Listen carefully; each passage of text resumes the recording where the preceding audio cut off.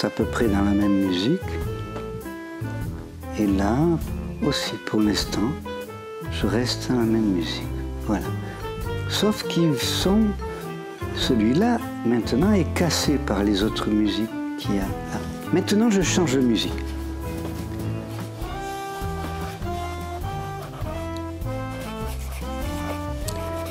Et là, ce qui se passe entre ce son, ces sons-là qui m'ont échappé, là, je peux rajouter des sons. Voilà, je rajoute des sons.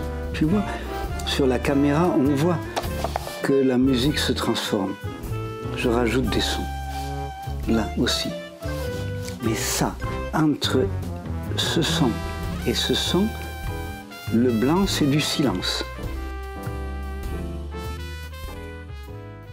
C'est un espace de Paris, là, la rue Campagne Première et bien d'autres rues à côté, il y avait beaucoup d'artistes, hein, et donc beaucoup d'ateliers. Tout cet ensemble d'ateliers a été construit avec le rebut, enfin la déconstruction. Toutes ces planches, toutes ces choses ont été faites avec la démolition de l'exposition universelle. Aujourd'hui, il y a sur la porte les noms de Chirico, de Rilke, de gens importants qui ont vécu dans cet espace. Mais en vérité, ce genre d'atelier, au début du siècle, était occupé par des quantités d'artisans. Mais les artisans, c'est des artistes aussi. On va dire au rez-de-chaussée des sculpteurs. Il fallait énormément de sculpteurs pour toutes les sculptures qu'il y a dans le cimetière, là à côté, par exemple à Montparnasse, ou ailleurs, où sous les balcons, tout était martelé, tout était de sculpture. Hein. Tous ces gens importants, des gens, leurs noms ne sont pas restés dans l'histoire. Tu es arrivé ici il y a 20 ans, hein? Il y a 20 ans. C'est ça. Et je revenais du Québec, de 3 ans au Québec. Et je ne suis pas retourné à Nice à ce moment-là, je me suis arrêté là. Et là, on est dans un studio qui appartient à Fred Vargas, que c'est donc que c'est une amie qui me loue cet espace-là. D'ailleurs, tu as un lien assez proche donc, avec Fred Vargas, oui, qui est une figure assez discrète du XIVe. Tu as collaboré avec elle sur 2 livres, oui, 3 livres, et puis on a fait un enfant ensemble. Entre autres. Qu'est-ce qu'on a fait ensemble? Des choses comme ça. C'était plutôt du polar, c'est ça que vous aviez fait? Oui, on a fait du polar. C'est ça les albums? Oui, notre histoire ressemble un peu à un polar, oui. On s'était rencontrés dans un salon de polar, puisqu'elle écrit des livres de policiers, à Reims. Et alors elle m'avait écrit tout un texte qui a été que j'ai mis en bande dessinée, hein, que j'ai mis ça s'appelle Les 4 fleuves. Elle a eu d'ailleurs à Angoulême le prix du meilleur scénario pour Les 4 fleuves.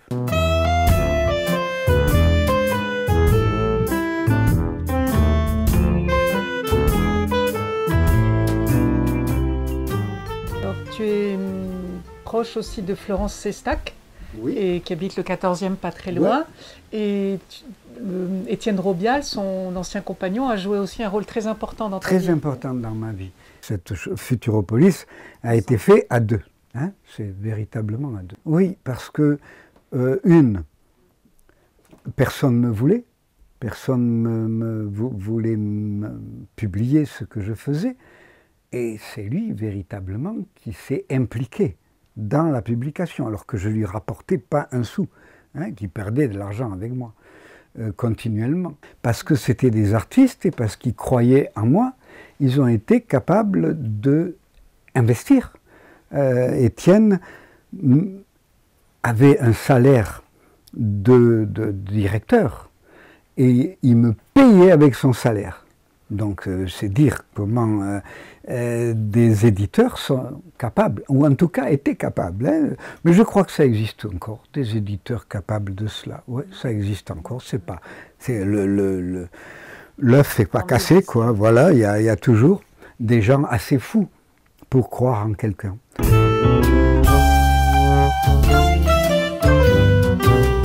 Le sens de la vie est de trouver notre cadeau.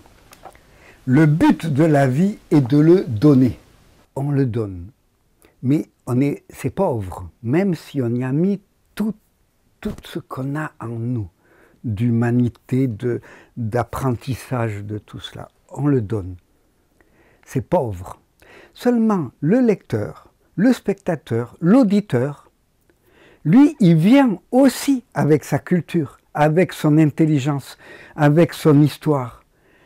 Et il lit, il écoute, il regarde, et lui, il se met en situation de créateur. Et à partir du peu qu'on lui donne, mais c'est ça au fond l'artiste, c'est donner suffisamment pour que le lecteur, l'auditeur, le spectateur, avec sa culture, fasse le chemin à lui. C'est donc c'est de lui donner le fil d'Ariane qui lui permet à lui, artiste, parce que quand il est lecteur, il est artiste, d'accéder à des endroits où toi, tu n'as pas su aller. Lui, il remplit tous les blancs.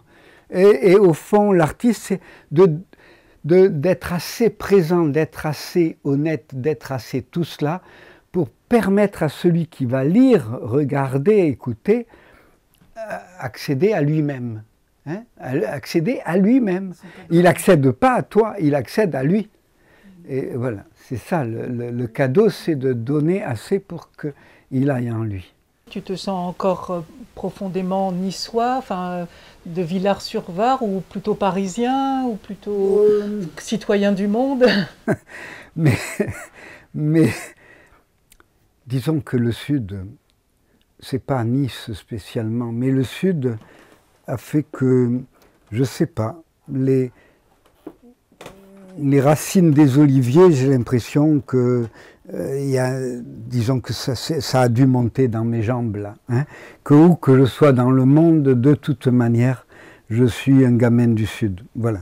Hein, parce qu'on a été fait de quelque part, un môme. Hein, tout le reste vient dessus, se rajoute dessus, puisque je dis qu'on continue à être fait toute la vie. Il y a quelque chose de cela qui est resté en moi. Tu es un dessinateur engagé. Quelle forme prend cet engagement? Je crois que tout le monde est engagé, même ceux qui disent qu'ils ne sont pas engagés en vérité. Hein. On vit, on est prédateurs, on est tous là en même temps. C'est les êtres humains qui me concernent le plus. Hein. Je peins des arbres, je peins des animaux, mais c'est les humains qui me passionnent. À travers les portraits, à travers ceux qui sont. Je m'implique puisque je veux parler à la place des migrants. Je leur donne la parole, à la place des gens qui aident les migrants. Je leur donne la parole. Pourquoi vous aidez des Noirs?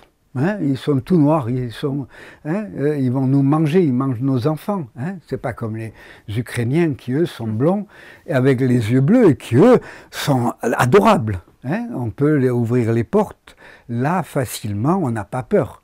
Donc, avec mes quelques moyens, quand on m'en donne la possibilité, je dis des choses comme ça dans les livres. Voilà, hein.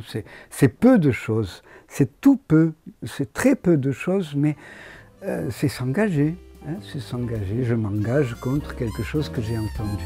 Hein. Voilà. Là, beaucoup d'encre dans le pinceau parce que je vais faire un son très très important.